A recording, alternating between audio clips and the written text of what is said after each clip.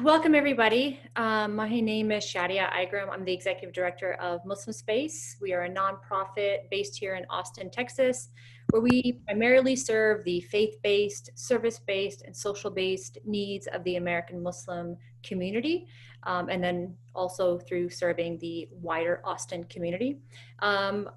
I'm very, very excited to host this event through Muslim Space with the American Muslim Community Foundation and Muhi Khwaja and one of our own, Fayruz Benyousef. I was connected with Muhi a few months ago where he was going to be coming into Austin and wanted to meet with some community members to share the work that he does. And we had it all set. And then of course, COVID-19 happened and we had to scrap that. But alhamdulillah, everything is now virtual and we were able to do this, and inshallah it's going to be even better than we had originally planned. So I am very grateful to Allah for allowing this to happen, for Muhi for being so flexible and working with us, of course Ruz for joining us and eagerly being enthusiastic about moderating and co-hosting this. So with that said, I'm going to turn it back over to Muhi and Fayruz and let them have at it. Awesome. Thank you, Shadia. And Ramadan Mubarak to everyone. Assalamu alaikum. Welcome. We're thrilled to be doing this and grateful, alhamdulillah, as she said, to be able to be doing it virtually. We're going to have a chat today. And the forum for this is going to be that Muhi's going to walk us through a wonderful presentation. So as you are listening, as you are reflecting, I invite and encourage you to share questions, use the chat aspect here of this meeting and let us know. Shadia is going to be monitoring that. We had some advanced questions that were submitted that you'll see as we get to the end that we'll go through, but we really welcome any question that you all may think of. I am so honored to be a member of Muslim Space. I'm grateful to Shadia and to the board for creating this wonderful organization. I live here in Austin, Texas with my family, and I am a practitioner of this wonderful value of sadaqah, not just personally, but also as a professional in the field. I have a philanthropy practice that advises individuals and organizations on how to do this, and especially how to do it in large-scale ways when they are looking to build something new, create a vision. So it is an absolute honor to be able to co-partner here with Muhi, and he is so brilliant, as you all will see in moments. MashaAllah. So I'm going to turn it over to you, Muhi, and let you take us through the presentation. Awesome. Thank you so much, Fayruz and Shadia and Muslim Space. Bismillah ar-Rahman ar-Rahim. Assalamu alaikum, everyone. I'm just really excited to spend time with you to talk about social justice and Islam and kind of exploring those themes together. So just very briefly on American Muslim Community Foundation, we are a national organization. We help families distribute their sadaqah and zakat. We help nonprofit organizations with their sustainability. So large picture, we've been able to give now over $2 million to nonprofits since 2017.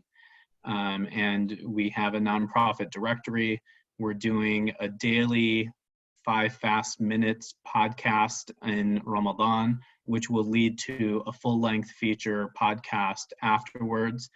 So take a look if you're interested in learning about different organizations that you can give to. It's a perfect way to kind of explore that with your friends and family.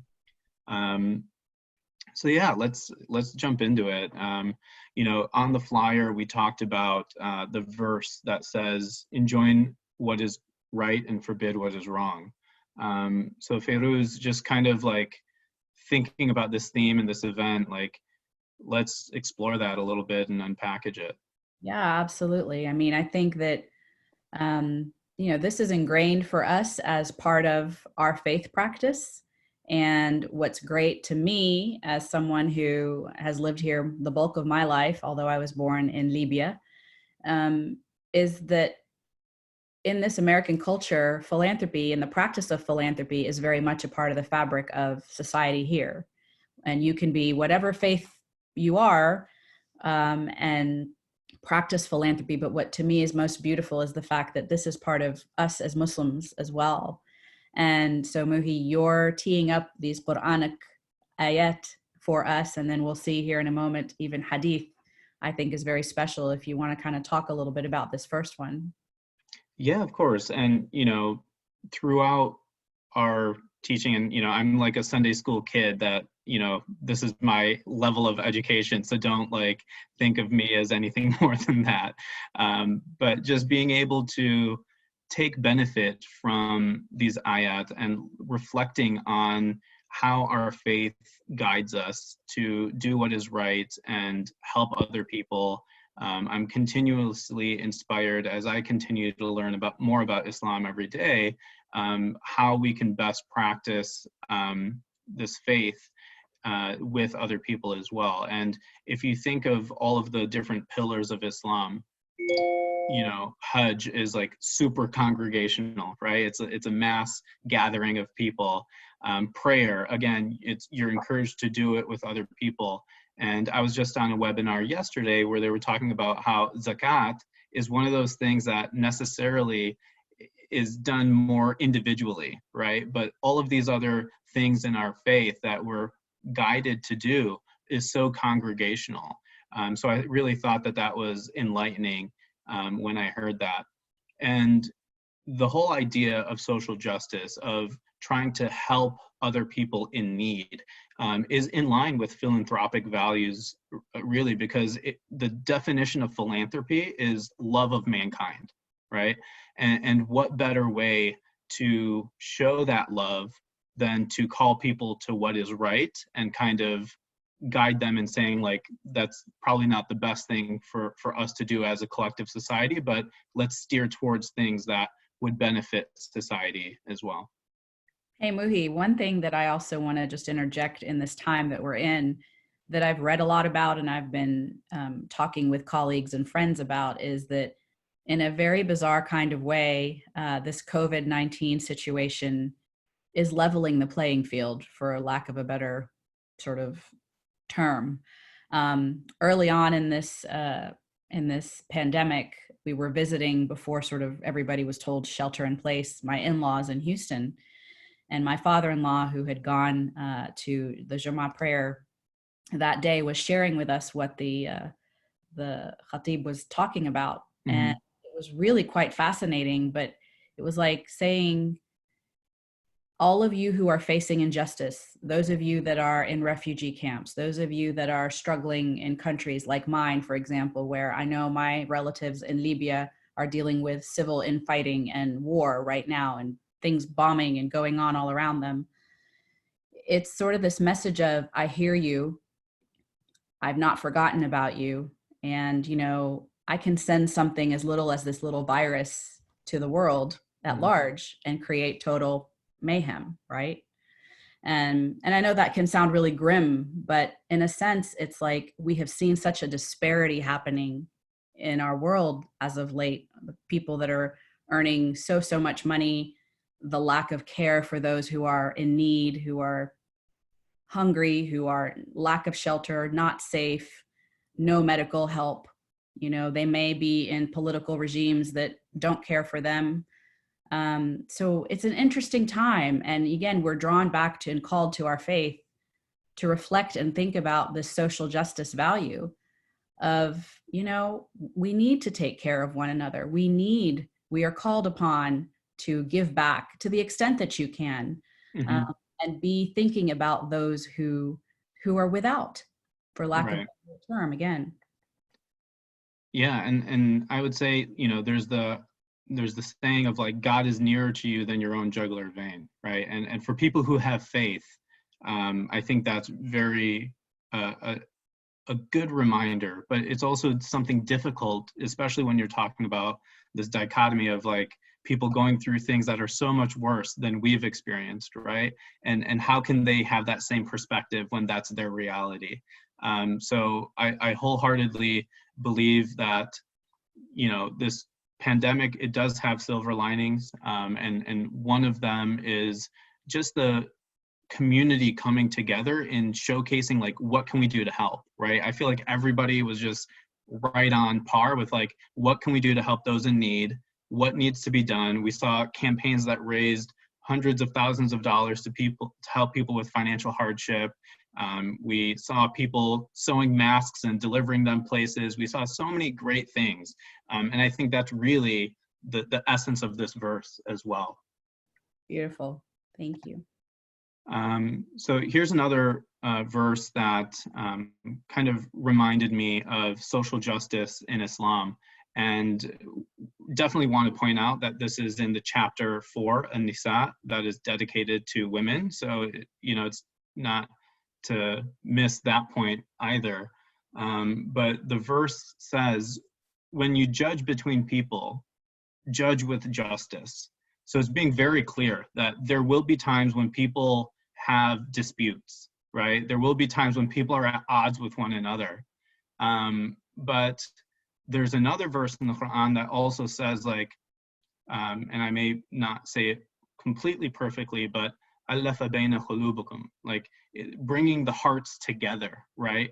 And that whole idea of you can only bring hearts together when there's mercy and justice involved, right? So looking at these hidden gems throughout the Quran and throughout our tradition of kind of identifying, like, how can we as a Muslim society, as an American Muslim society, as people in Austin, Texas, or all across the country, like, what can we do that will bring hearts together? And what can we do with justice that will uplift other communities and provide equity and understanding, and hopefully all of these societal ills of racism and incarceration and so many other things, the lack of access to proper education or nutritional meals, all of these things have surroundings around social justice. And we need to look at the frameworks in which these systems are kind of oppressing the community overall, right? The issue of homelessness, the issue of so many things that revolve around social justice. Any way you want to paint it, you need to come back to it and say, like, how can I as an individual make a difference, whether that's with my time, my talent, my treasures, and what can I do, and what does Islam call on me to do to make a difference as well? Absolutely. Yeah, well said. Cool. So again, without surprise, another verse from Surah An-Nisa. And I think this one, you know, I feel like this verse was always like the ammunition in my back pocket whenever I like had an argument with my parents. And it was just like, stand firm in justice, whether it's against yourselves or your parents or relatives, regardless of your societal status, if somebody is rich or poor or anything. Like, you know, God is the only one that can judge us in those realms, right? And here he is telling us that we should be rooted in justice, and he is the one who is just, right? So let's talk about that in terms of what we feel, what does standing in justice, standing firm in justice mean in like today's concept text? Yeah, absolutely. And I do think that there is, I don't know what word you used earlier, but the coincidence, not a coincidence, that it is from the beautiful Surah An-Nisa. Yeah. So another example that I wanted to share in just how our tradition and our teachings reflect back on social justice. In Imam Nawawi's 40 Hadith, the 34th reads, Abu Sa'id al-Khudri reported, the Messenger of Allah, peace be upon him, said, "Whoever among you sees evil, let him change it with his hand.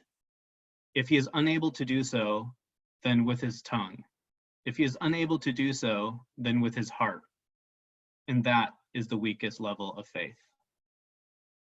So. Yeah, it's really beautiful to me how you sort of see these multiple ways that we are reminded from a variety of aspects within a beautiful deen about justice and about what we can do and are called to do, right? Yeah, definitely. And I think time and time again, you know, people will say, oh, like rallies never do anything, right? but at least they're acting on what they believe in, right? At least they're passionate about a cause that gets them up and, angry, or at least trying to be constructive with that anger. And, as long as things are done respectfully and have purpose, I'm all for it, making the world a better place. So what better way than to live this example through this hadith, to put your thoughts into actions, right? Like, look at the reverse way, like what's in your heart.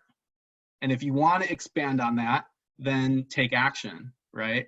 And I think that's really inspiring to see that our faith encourages us to be introspective and to take action, to stand up for others who may not be as equal in playing field, and trying to uplift other people to bring them up. Because, I'll even say it, as tough as it is to be a Muslim in America, there are many of us that also have privilege, right? And what are we doing with that privilege? Right. So I think at some extent there has to be this mix of, yes, our community collectively needs to move forward in so many different ways, but for those of us that, alhamdulillah, have had the convenience of education, of wealth, of our parents' sacrifice to make our generation a little bit easier, right? What are we doing with that privilege, and how are we taking that responsibility forward? So that's something that I'll leave with you to kind of stew and sit with as well. Something that this brings to mind for me is the recollection that ad-din al-mu'amala, we say in Arabic, which is the way you treat, the way you act, is your exhibition of your deen, your faith.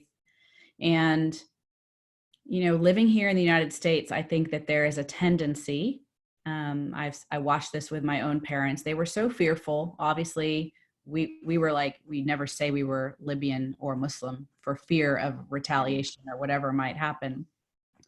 But there's also a lack of civic activism. And, while they might have participated in that back home, the notion of you have a right and you have an opportunity and frankly a duty to do that here is something that often is overlooked or just not exercised, right? And so it's, I think, both from when you give, you're making a statement about what matters. Mm-hmm. When you step up and go to a rally, like you said, and speak upon or on behalf of what matters, you're making a difference.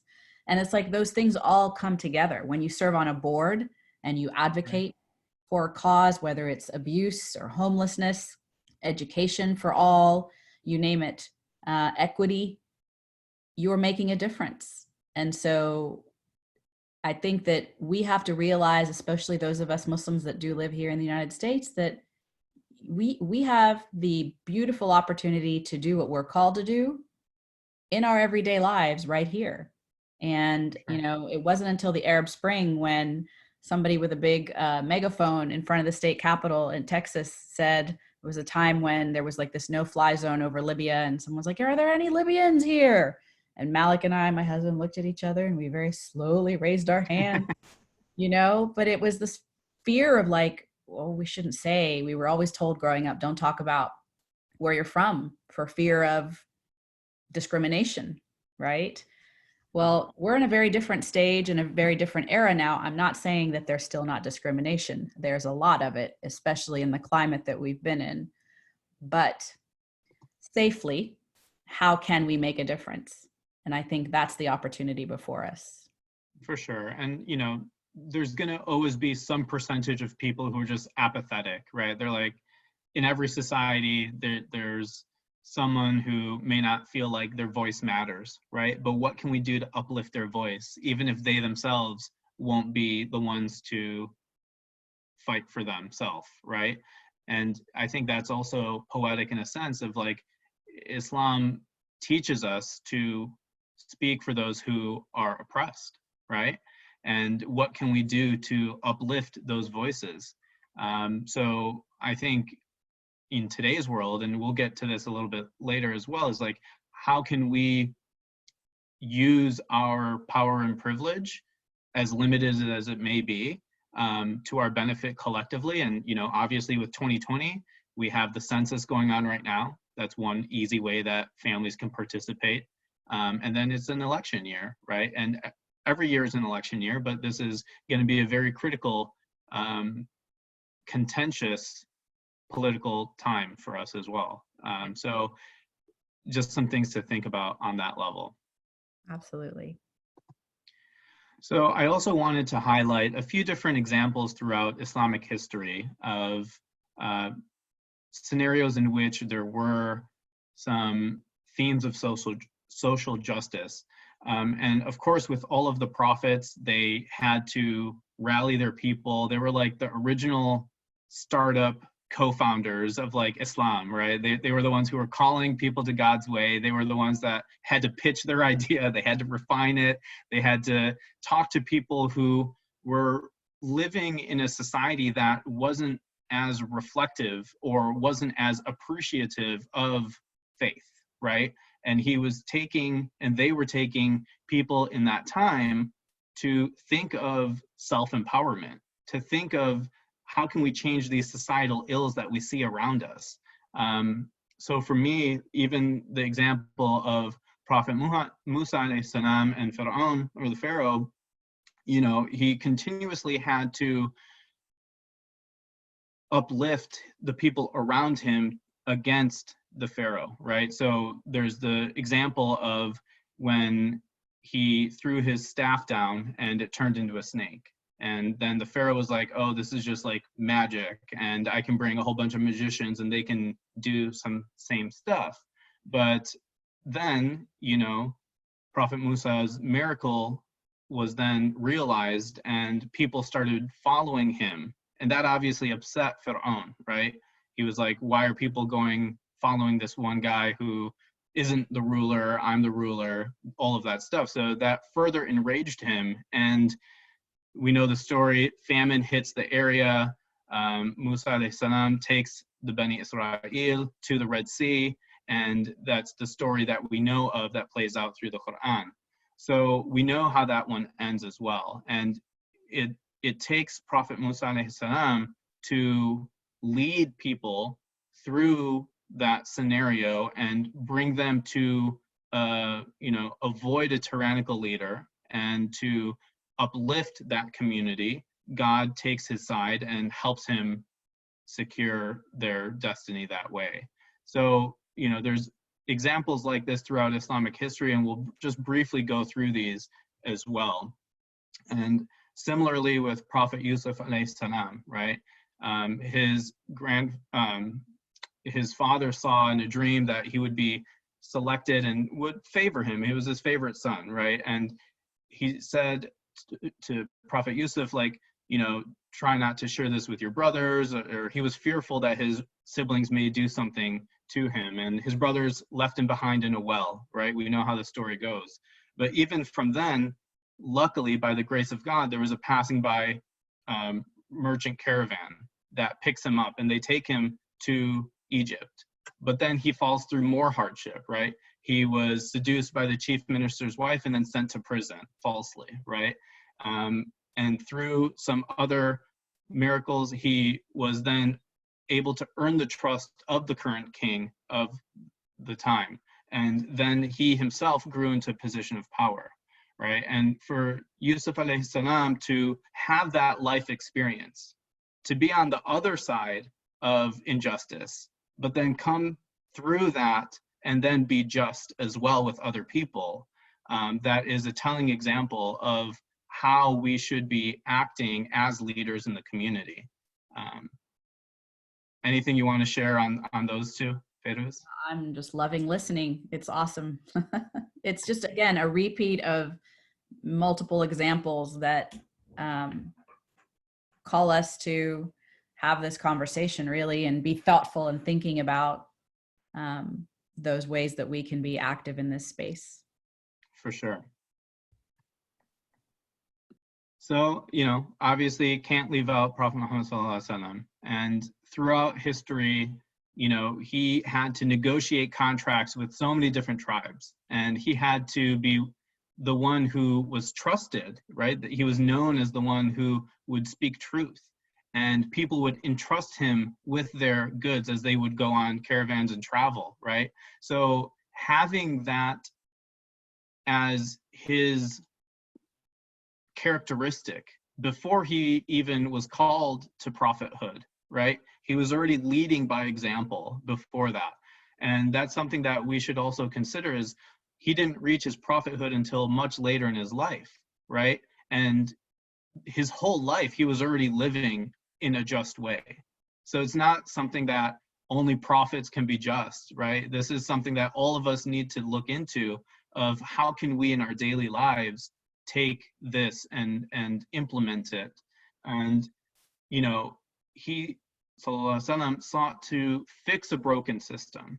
He wanted to protect the downtrodden. He wanted to provide more for people that were suffering in the society and call them to Islam so that he could provide those services to them. So, I mean, there's so much we could say about the Prophet through the history and examples of, you know, dealing with the people in his life, the injustices that he faced. You know, there were people who would mock him or would throw garbage on him, and he would just kind of keep moving on, right? He would take the higher road.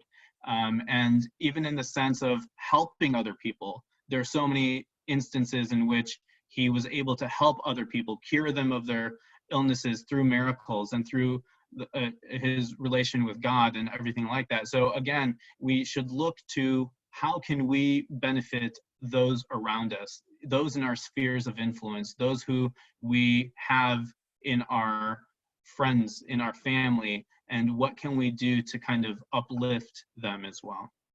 I think that's such an excellent point. I mean, they were sent to humanity. You think about all of the beautiful prophets, from the ones we've talked about and all the others, including Sayyidina Isa and more.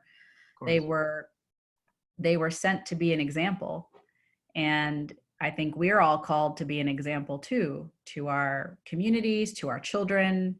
And that's part of this conversation that we're having today about the great work that you're doing at the foundation. And for those who are tuning in, I just want to make sure you know that this isn't a Quranic lesson only or anything like that. We're actually going to get to talk about what is the work of the American Muslim Community Foundation and what are ways that we could become engaged ourselves. There's some really cool things that I know Shadia and I have talked about. Our families are interested in establishing and creating with the help of Muhi and his team there. So hang in there with us if you can. I know some of you have to scroll off a little bit early, but we'll share more with you if you can't make it through the entire time. So I'll let you carry on, Muhi. For sure. So we'll just briefly highlight like now modern history, right? I think Islam in America, as many of you know, at least 10% of slaves that were brought from Africa were Muslim, right? So if you think of Ramadan in America has been a practice for that long, right? And that's something that we should feel empowered by. And some of the more notable figures in the civil rights era of Malcolm X and Muhammad Ali being Muslim, right? Using their identity as strong conviction in their faith, right? And just unabashedly, unapologetically being Muslim and being American and being Black, right? So how can we learn from those lessons and those pioneers of Islam in America for us? Yeah, definitely. And continuing on with that, I think even today we have amazing examples of our political leaders who are Muslim, in Keith Ellison, Andre Carson, Rashida Tlaib, and Ilhan Omar. If we as Muslims are not supporting their campaigns, I don't know what we're doing with social justice movements, right? We need to be backing these leaders in our community. They may not represent our district, but as Muslims in America, they have our best interest in mind at the levels of government in which they are in. So this is a small plug to make sure you donate politically and to empower these leaders to continue to be able to do the amazing work that they're doing on our behalf and on behalf of all Americans as well. Yeah, I agree. We're really fortunate here in Texas to have Congressman Lloyd Doggett, who's not Muslim, but he is such a friend of the Muslim community and the refugee and immigrant community. And so I echo what you're saying, not let's make sure we support our Muslim brothers and sisters, but also those who are in the political system, that they get it. They understand this is a global world. They don't have a Islamophobia.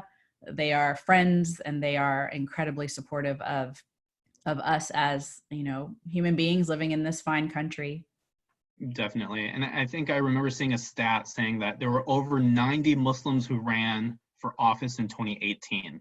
Wow. So, you know, the American Muslim community is continuously engaged at the local level and all the way up to the federal level. So we need to try to, you know, whatever we can do to help them, we need to create a concerted effort to do so as well. And honestly, I never thought in my lifetime I'd get to see them in political office. So it's really very, very exciting to have that representation. For sure. And being from Michigan, I have a soft spot in my heart for Rashida. She's a dear friend. And, you know, I've luckily been able to meet each and every one of these people, and they're just really genuine, really care for the community overall. They understand the challenges that we face. And I think that, again, we need to be doing what we can to support them as Muslims in America. So a few examples of charities that are also in this space. A few of these I'm sure you're familiar with, and some of them you may not have heard of. So briefly, you know, CARE, Muslim Legal Fund of America, Muslim Advocates, Empower Change, Believers Bailout, and Muslim Public Affairs Council. I highly recommend you look into all of these fantastic institutions when you consider giving your zakat and your sadaqah. The best part is that website on the bottom, if you go to muslimcf.org, we have a nonprofit directory where you can look into all of these organizations. We have their websites, their social media handles, everything that you would be interested in knowing about the charity, and then you can go to their websites and support them as well. So examples today, like obviously we have conglomerates and monopolies in our industry, and we have workers who are being taken advantage of.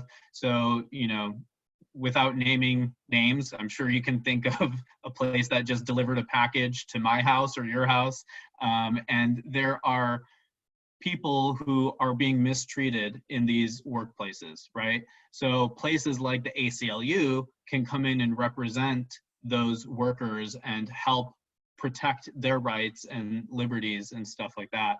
And then Amnesty International, I've just fallen in love with that organization ever since I was in high school, just in terms of human rights, advocacy, helping make change. They're doing so much on that level in terms of social justice overall. So I definitely wanted to highlight them as well.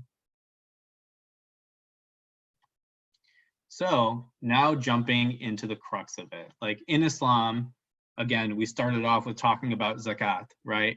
And we obviously know the importance as it being a pillar of the faith. We know about sadaqah, you know, zakat, sadaqah, they're mentioned so much and frequently in the Qur'an and the Hadith. We know the spiritual value of why we do it. There's organizations like the Institute for Social Policy and Understanding, ISPU, that does research on Muslim philanthropy. And AMCF sponsored that study. So go take a look at the Muslim philanthropy report at ISPU, and you'll be able to see what motivates Muslims in their charitable giving. And they compare it to people of other faith backgrounds, and to see how we compare. And the number one reason why Muslims in America gave was because they felt the need of those with more should give to those with less, right? And then the second was the religious aspect of it, because we believe it's a good thing. And even across the industry, Fayruz is in this philanthropy space, I'm in this philanthropy space.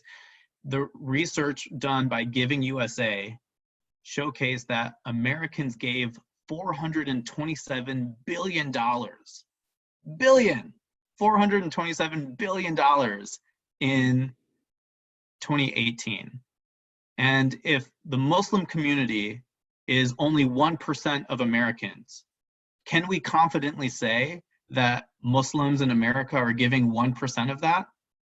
I don't think we're there yet, but I'm willing to find out what it takes to get there, right? Can we collectively say that American Muslims are giving $427 million a year? If you add up all of the budgets of the thousands of Muslim organizations, it's probably close to that, right? But I think there needs to be more structure, more organization for our nonprofit organizations. And that's a role that AMCF is willing to play in terms of sustainability and coaching. And I know your consulting firm does a lot of that as well.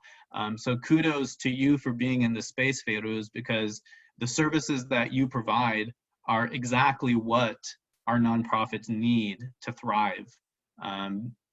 So yeah, let's hear from you in terms of kind of your thoughts on the space, and then we can go down further the rabbit hole.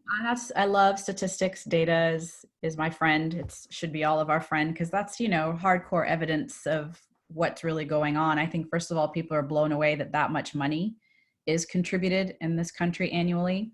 I love the fact that Giving USA for decades now has been tracking this.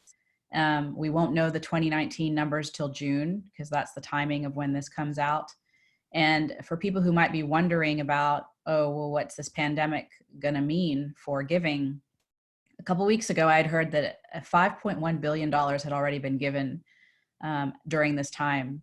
And that's across the gamut, from hunger to all sorts of different causes. I think too, in the number of, when you were saying if Muslims represent 1% giving, and when you add up the budgets of Islamic organizations, you know, it may get to that 427 million. But I think, you know, I know for us too, we give to causes that are also outside of the sort of faith-based, of course, right? Yeah. So whether it's to education causes that are like our alma mater, or the children, you know, abuse organization, and so, you know, so on and so on, domestic violence, gosh, you could just keep going down the list. Health research organizations, yeah, food banks. And I think that's the brilliant part of American Muslim Community Foundation, if I may say so myself, is if you give through, like as an individual, right? You and Malik are supporting a cause. They may not know that you are doing so because of your faith, right? And maybe that's not important to you. But at the end of the day, if we can showcase, if you give through AMCF and we turn around and give a check to a food bank in Austin, right? And they see it coming from the American Muslim Community Foundation, that's going to showcase to them that we care about their organizations and institutions as well. That's I think the bow right there. Yeah. Is coming out and being proud to say, I'm Muslim and I'm called to do this, and I want to do this, and I'm doing it, alhamdulillah, through this great organization. And I know you're going to tell us about that here very shortly. For sure. And the other piece is that ISPU study on Muslim philanthropy showcased that Muslims were just as likely to give to non-religious causes than they were to Muslim causes as well. You know, the amount of money they give might vary, but at least they're just as likely to support.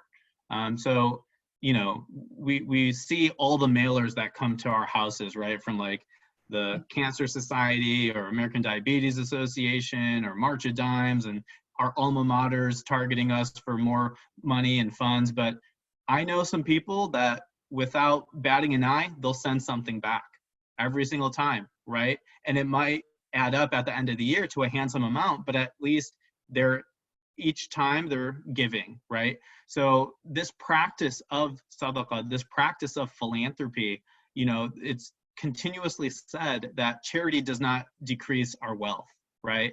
And there's such truth to that. And they talk about, you know, we'll get into now, I guess, the zakat, right? It's meant as an institution, zakat as an institution is meant to combat these injustices in society. It's specifically meant for people who are poor, right? Think of in the United States, majority of people, especially before this pandemic, didn't have enough savings to help them pass $400 if an emergency happened. How alarming is that, right? And what if the solution was that Muslims cared enough to give their zakat to help these people, right? What if Islam was the solution for all of these challenges that we're facing in this country? That's the power and that's the beauty of our faith, right? So for people who are facing difficulty, if they're needy, you can give zakat to them. For the hearts coming together, hearts to reconcile over a cause, you can give zakat for that. To free bondage or pay the bonds of other people, or in today's society, if there are still slaves or captives, to free them, you can use your zakat to do that. And that's why the Believers Bailout that I mentioned on the previous slide is such a phenomenal organization to help those in debt and to help God's cause be further promoted, to help a traveler who's stranded and can't get from one place to another. And then finally, the people who collect zakat, the administrators of zakat, are eligible to use zakat for their administrative purposes. So these are the 8 categories, and there are other broad categories as well, but this is what's specifically said in the Qur'an. And again, financial religious scholars can answer more on how to calculate, and other organizations of endorsing them as zakat eligible. I'm just here to kind of promote the aspect that our zakat can do so much for the community, and that we should use it in the most strategic of ways as well. Yep, agreed. So I want to jump into a little bit more on the American Muslim Community Foundation, if you'll allow it, and just kind of talk about, again, this idea of charity in Islam. There's a scholar from Senegal, his name is Sheikh Ahmedou Bamba, and he writes a beautiful poem called Masalik al-Jinan, which is the pathways of paradise. And Qalam Institute has a fantastic podcast on Masalik al-Jinan by Sheikh Mikael Ahmed Smith, I believe is his name. And he brilliantly breaks down this poem verse by verse. And Qalam is in your guys' backyard almost, okay? It's like in Dallas area, right? So this podcast, I started listening to it and was just captivated by how eloquently they break down this poem. And what they say is, when people are on the Day of Judgment, we know that there's the sirat, right? The bridge that connects us to paradise.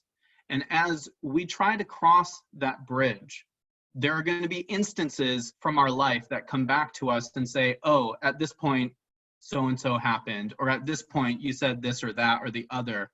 But the one thing that people in the afterlife wish that they could do is another good deed in this life, right? And what better way than giving charity, than giving zakat, than giving sadaqah, by setting up a sadaqah jariyah through your charitable giving to work for your benefit at that time. So Sheikh Ahmedou Bamba talks about how giving charity purifies our wealth. It's an affirmation of our trust in our faith. It protects us from calamity, and that it expiates our sins, and it brings joy to those who receive it and those who give it. They've actually done physiological or like studies about when someone does give, there's an actual biological high that happens in the body of feeling so good that you're able to do something, and what a blessing it is. So it's a blessing, as you say, for the person receiving it, but also for us as well. For sure. And I'm also reminded of the flip side of this is, on the Day of Judgment, there are 3 people who were going to paradise, and then God asked them why they did what they did.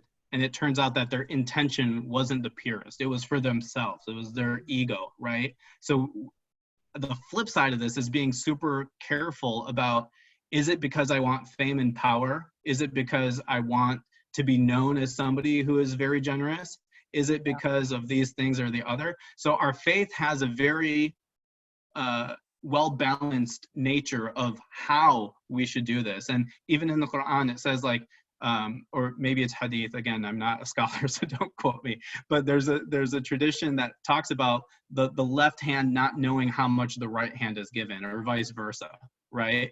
And you can give anonymously, there's no harm in that, or if you want to encourage other people to give, you can give publicly, right? Again, it's about that intention and being comfortable with your intention and why you are doing it, but we are encouraged to be competitive in good deeds, right? Yeah. So I think that is also a silver lining here of like, what we are doing at AMCF is to help shift the conversation around Muslim philanthropy and to inspire families to be more proactive in their charitable giving. Yeah. So the way that we do that is through what are called donor advised funds. And you can go set up a DAF at any financial institution up and down the street, whether it's Schwab, Fidelity, Chase, whatever bank you bank at, they likely can provide you with a donor advised fund. But AMCF is the only institution on the market that serves the Muslim community for donor advised funds, for giving circles, for endowments, for fiscal sponsorship. So we are here for the Muslim community, by the Muslim community, to empower them and understand the intricacies of zakat and sadaqah to help you and your family make these decisions together. And we have an amazing connection to so many fantastic organizations across the country. And we have that pulse of the community needs. So we can partner with you on a vision of wanting to accomplish a certain goal and say, oh, we actually know about this organization, or they collaborate with this other fantastic institution that you should learn more about.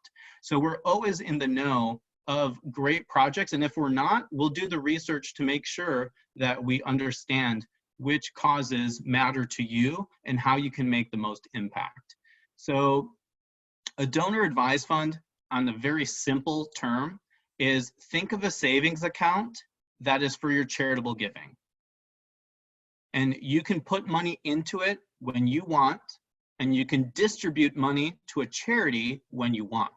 So the main thing is, in a donor advised fund, whatever money you put in always has to go to a charity. The great thing is, you can leave it to your kids. You can engage your kids in the decisions. You can name it after your family as a foundation. And there's a lot of flexibility when it comes to that. So the benefit is you still get to donate on your own timetable, but even with the CARES Act now, the government lifted the fact that families can give more than what usually was 50% of their AGI, annual gross income, or adjusted gross income. So now families can exceed that 50%. So again, how do we use our power? How do we use our privilege? How do we use that bank account that has a few additional zeros in making impact in Ramadan during this time? If you have the financial means to, a donor advised fund is the most convenient way for you to channel your philanthropy through AMCF to still reach and benefit all the causes that you care about. So you get one tax receipt from us, and then we distribute on your behalf to the charities of your choice. Any questions or thoughts, Fayruz? No, I think we're getting closer to time, so I want you to get through it so we can leave a little bit for the questions. Thank you. Yeah. Yes, push us through. So again, the benefits, you get to put away the money now, you get to decide later. You can invest the balance, you can keep track of all your zakat and sadaqah in one place, and we vet the charities for you. So again, our nonprofit directory, if they're in there, those are all the eligible institutions that you can give to, and you can set up sadaqah jariyah projects so easily. And we also have memorial donor advised funds, so if somebody passes away, you can do something in their honor. And again, I mentioned that you can pass on the balance from one generation to the next. This is a little more high level, but the benefits of donating appreciated assets, obviously the stock market tanked, but if you bought stocks 10, 15, however long years ago, and they're still higher than when you bought it, you can donate that and avoid the capital gains tax. And there's a lot of value. We have a separate presentation on donor advised funds. So if you are interested, we can talk about that at length, but I do want to get to questions. So Fayruz, take it away. Thank you so much. So yes, if there are questions, y'all, please do plug them into the chat. But some of the questions we did have, and really I'm going to just break through even this one because it might be on the minds of the people listening is, okay, I'm inspired. I've heard your presentation. This donor advised fund notion is really cool. If I want to set one up tomorrow and give you a shout, what's the base minimum I need to have to be able to do that? And how does it work? Sure, that's a great question. So donor advised funds at other institutions, they might be a minimum of $5,000, $50,000, $250,000 sometimes. Right. Being a grassroots community foundation in the Muslim community, we based it off of the research from Giving USA that said the average charitable household gives about $3,000 a year. So our donor advised funds start at $2,500, and we've had families that have made partial payments into that, or obviously some that just write a check and they set up their balance with their donor advised fund ready to go. So whatever level of philanthropy you're comfortable with, we will work with you at. And we do have annual administrative fees, but they are competitive across the industry as well. Yeah, that's awesome. Here's a question too, and I will get to the ones that came up prior, but I want to make sure because I think this one is very apropos where we have kind of multiple people as part of a family who may be inspired and want to participate. And if you do have a family fund with multiple families contributing, does everyone benefit from that tax benefit or deduction? Of course. So every donation made into a donor advised fund, or in this case, a giving circle, would be deductible. And we would keep track of that balance for you. So I'm going to jump into the next question, the first one on there about like what AMCF has done for nonprofits affected by COVID-19, using the example of a giving circle at AMCF. So we were in touch through last year. They wanted to set up a timeline for reviewing nonprofits and donating in Ramadan to charities. But then as soon as COVID-19 happened, these 18 families that give $5,000 of zakat each decided that they would bump up their timeline. So they interviewed the nonprofits earlier and they made their decisions earlier and got funding out the door. And they were able to give $56,000 to Penny Appeal for their financial hardship grant, and then $24,000 to Crescent Zakat Fund, which helps families with that are going through cancer treatment at Lucille Packard Children's Hospital, paying their additional living expenses. Wow. So really fantastic ways for people to make a difference with their charitable giving.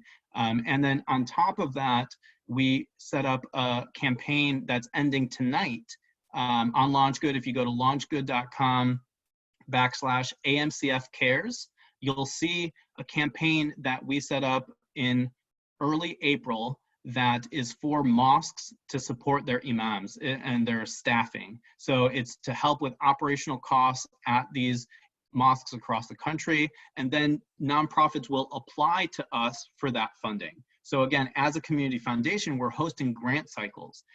In February, we did a Black History Month initiative. In March, we did a Women's History Month initiative. So a lot of really cool ways for you to learn about different causes as well.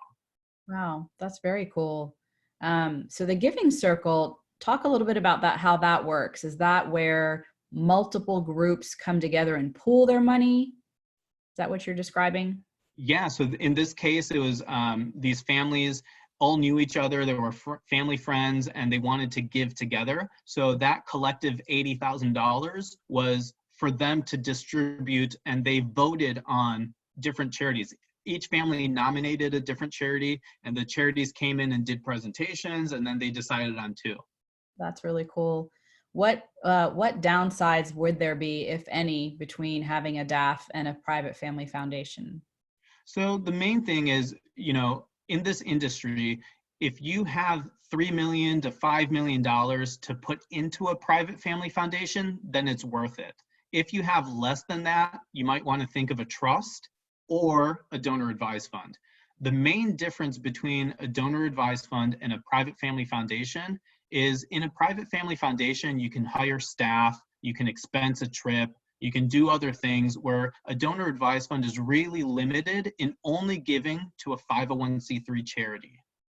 Got it. That's very important. And so to that end, what would be the best way to give during Ramadan at this point in time? Yeah, for sure. You know, there's things like Launch Good's Ramadan Challenge. There's Feeling Blessed is an app that you can download. There's another one called My 10 Nights and Zakatify. So all of those are fantastic opportunities for you to automate your giving or for you to just learn about different causes. And then, of course, I need to plug American Muslim Community Foundation, right? So if you can, create a donor advised fund. If you want to learn about other institutions through us, support our work. We are going to be setting up a nonprofit accelerator later this year where we take 3 individuals and pair them up with a mentor and a coach and work with them through their ideas. And we have this podcast of 5 Fast Minutes, and we're turning that into a Muslim philanthropy podcast where we'll invite guests on for full-length episodes and everything like that. So we're doing a lot of creative work around this space of the donor ecosystem and nonprofit ecosystem and how we can support all of that. Boy, I love that. Are all of these things from My 10 Nights and Zakatify as resources, are they on your website if people didn't catch the names, or is that something that we could send as a follow-up, or how would that? We'll definitely send it as a follow-up, and maybe we should make a resource page on like best practices. So we're more than happy to do that. And then tell us, last thing before we kind of wrap up, inshallah, what is the timetable if somebody did want to establish a donor advised fund with you and disseminate dollars during Ramadan? Yeah. What's the timing? So we could set you up tonight, tomorrow. The process takes as quick as you're able to transfer the funds and fill out some paperwork. In order to make the transactions in Ramadan, we request knowing what charities you want to support by May 10th so that we can turn around and get the funds to the nonprofits by the end of Ramadan. Beautiful. Well, I think this has been incredibly uplifting, informative. I am just grateful to you and to Muslim Space for hosting this wonderful talk tonight. Likewise. It's a little earlier where you are in California, but wishing everybody a great iftar, a Ramadan Mubarak and Kareem. And any last closing words from you, Muhi? No, just keep us in your dua. We are a small and mighty team. We are recruiting board members. So if you know people, send them our way. We would love to have one-on-one conversations with each of you about your charitable giving and what goals you have. And this is the stuff I geek out about every day. So thank you. Beautiful. Thank you. And thank you to Shadia again and the team at Muslim Space. Ramadan Appreciate it, Muslim Space. Assalamu alaikum. All right. Wa alaikum assalam.